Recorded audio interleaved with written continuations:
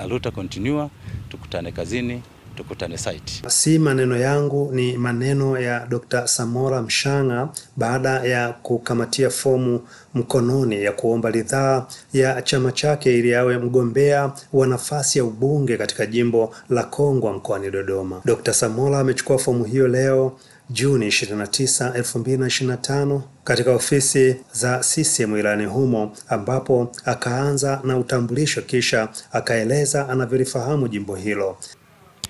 Kwa majina naitwa Dr. Samora Stanley Mshang'a, natokea tawi la CCM la Mlima Gata ambalo lipo kata ya Sejeli katika wilaya yetu hii ya Kongwa. Mimi ni mwanachama wa Chama cha Mapinduzi, lakini pia ni kiongozi kwenye chama chetu cha Mapinduzi.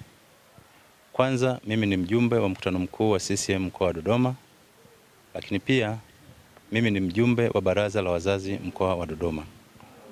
Kwa hiyo ni mzoefu kwenye Chama cha Mapinduzi.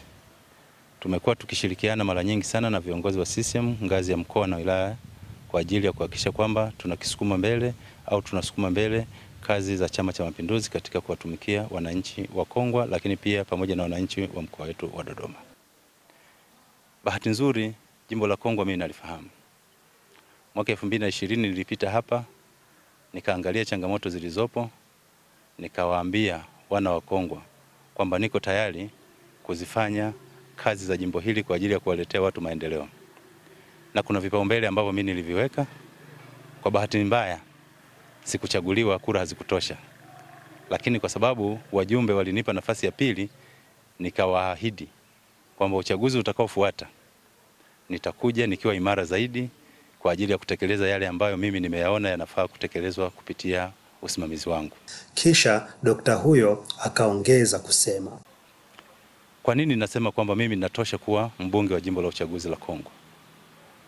Wilaya Kongwa ina miradi mingi sana ambayo serikali ya CCM imeileta. Lakini miradi hiyo ambayo ni miradi ya kimaendeleo ya serikali, tunataka tupate mbunge ambaye atawasaidia wananchi wa Kongwa kutumia miradi ile kama fursa za kiuchumi. Mimi ninatumia neno moja kwamba ninataka kuleta mapinduzi ya kutumia miradi ya serikali ya Chama cha Mapinduzi ambayo iko chini ya usimamizi wa Mheshimiwa Dr. Samia Suluhu Hassan kwa ajili ya wananchi kujipatia uchumi. Nitatoa mifano miwili tu ya nini nataka kufanya. Kwa mfano, tumebahatika wilaya yetu kuwa na chuo cha VETA. Lakini chuo hiki hatujakitumia vizuri. Tuna wanafunzi wengi wanamaliza form 4, baada ya kumaliza wanabaki mtaani, hawana shughuli za kufanya. Ninataka kuhakikisha kwamba tunatumia chuo cha VETA na fursa zingine zilizopo kwa kushirikiana na wadau mbalimbali kuhakikisha kwamba tunakitumia chuo hiki kwa ajili ya kuwatafutia ajira vijana wetu. Lakini pia tunazungumzia mambo mengi kuhusu swala la umeme. Umeme. Hivi ukijiuliza, je, kazi ya umeme ambayo serikali imetuletea ni kwa ajili ya kuwasha taa zetu ili tusione giza?